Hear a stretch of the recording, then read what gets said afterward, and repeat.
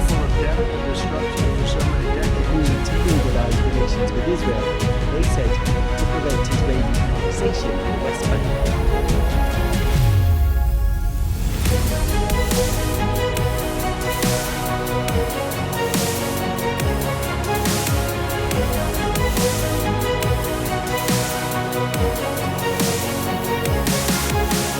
맛을 보신 분은요, 좀 죄송한 말씀입니다. 괴물이 돼요. 하나님 자신이 갖고 계시는 베드로가 칭찬받았던 자기가 권력이 많다 해도 그 권력을 시신들을 유골들을 이스라엘에서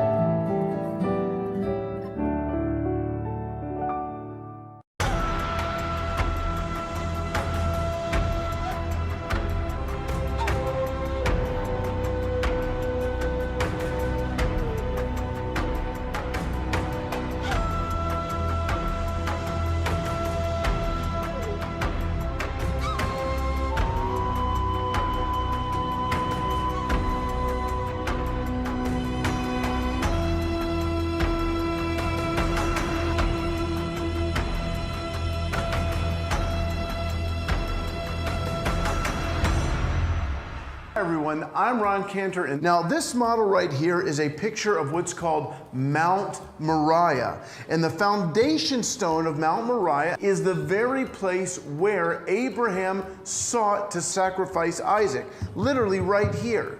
Now that's why King David, he comes here, and we talked about this in a previous episode. King David chose that place for many reasons, but one was its close proximity to this foundation stone.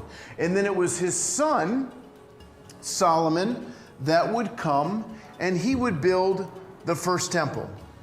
And that would remain in place until 586 BC. In 586 BC, the Babylonians come in, they destroy this temple, and for 70 years, the Jews are exiled, but according to the prophecies of Jeremiah, Nehemiah leads a group back. We can even see down here part of the wall that he built when he came back with the exiles, but they also began construction on rebuilding the temple. So that would be the second temple. Probably didn't look exactly like this right here.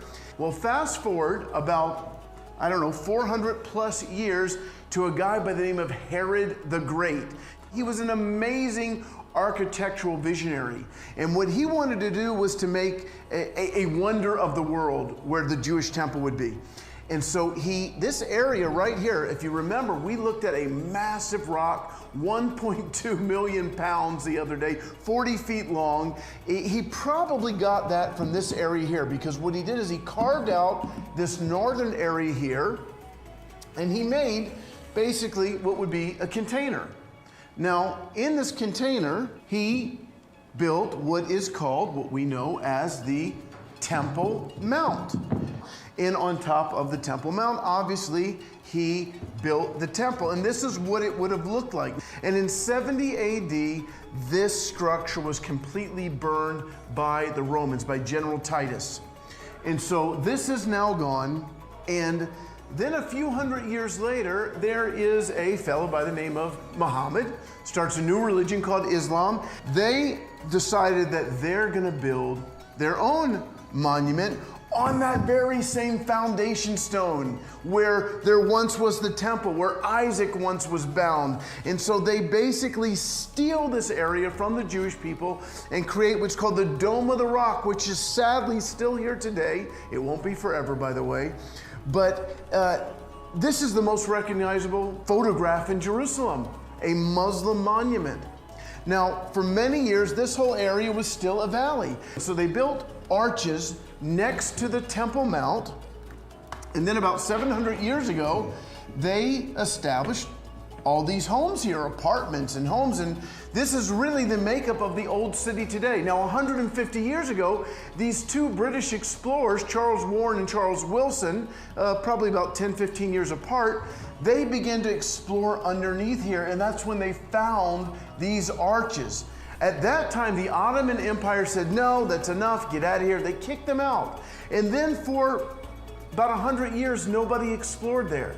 But in 1967, Jerusalem came back into Jewish hands, and that began a 20-year excavation. And that's when we realized that this little plaza here, this is the Western Wall that you see on TV, is actually a massive wall, 9 to 10 times the size.